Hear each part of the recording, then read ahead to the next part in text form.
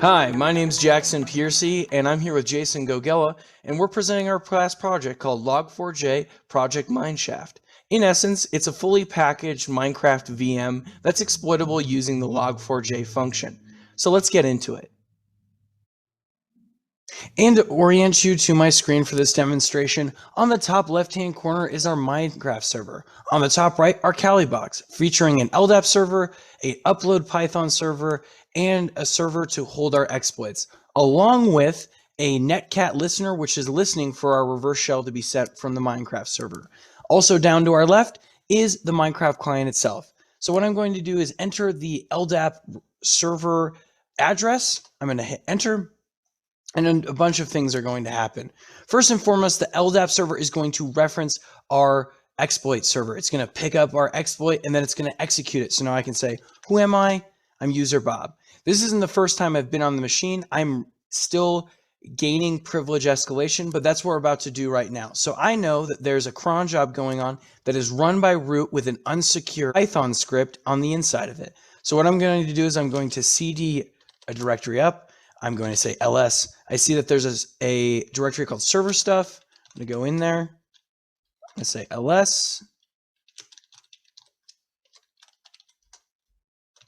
And I see that there's a root HTTP cron job. So now what I'm going to do is I'm going to need to get my evil script over to this machine so I can exploit it and gain privilege. So what I'm going to do is I'm going to do a web get request. It's going to go out. It's going to grab our evil script. And then what I'm going to do is I'm going to move my evil script to root's evil script. So I'm going to copy this. I'm going to paste. Boom. And now when I ls, I can see that it's the same.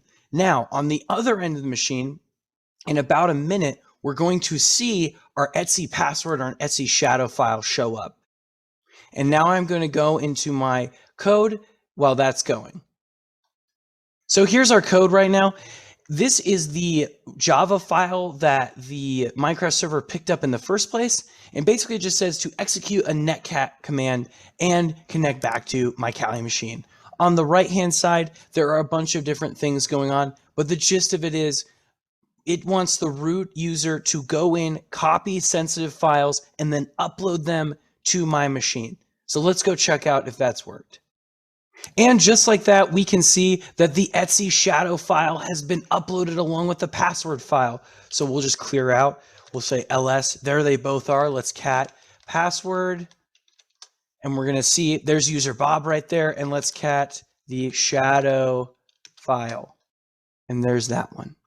So we're just demonstrated that we can enter into a system using the Minecraft client. We can exfil data using a cron job. And now I will turn it over to Jason to better explain how we can mitigate some of these things. Thanks, Jackson.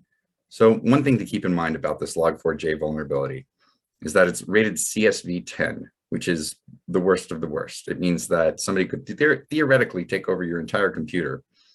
But that's not always going to be the case. Even if you have this vulnerability on your system, there may be other considerations in play that prevent that from happening. And we found this out when we tried to hack into basically some software that was developed by the NSA. It's a reverse engineering server that allows for collaborative reverse engineering of software. I have a very similar setup to Jackson right now. I've got my HTTP server here. I have my LDAP server for redirecting the initial request. And I have a Gydra server running on another system, with another IP. We've seen demonstrations of this before, but we've never seen it done over a network. Usually people are demonstrating it on their local machine. I'll demonstrate some of the problems that can come up with trying to do this, even though it's a CSV 10. So let's start here with the Gydra client. This is the vulnerable client. There's a couple of problems that pop up right off the bat. One of them is that if you actually successfully exploit this, you're exploiting your own computer, and that's a bad look. You basically hack your own machine. But there's another problem. As you can see, root is hard-coded into the client. So, well, it's really not root. It's whoever is logged into their local machine. It's their local machine's user account. This password field is hashed, which makes it problematic as well. We're able to kind of find ways around that by using the new client that is patched. So a lot of times you wouldn't have this, but at least when we are able to exploit this, we don't hack our own machine, which is good. We got through this root problem by finding an argument to override the default username. We use an escape character, and then again, here's Jackson's exploit almost verbatim. When we actually log into the server, though, here you see we've got our injected exploit. We can type anything into the password, doesn't really matter. It's going to execute in memory. And you can see the Gydra server has gone out and requested a redirect from my LDAP server. However, the LDAP server is not connecting to the Gydra server. And that's because we're using Java 11 on this side.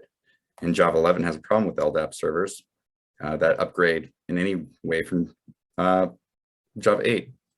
So, and also across virtual machines, it's really problematic. It just emphasizes the importance of having the latest software, or at least updating your software in a secure way.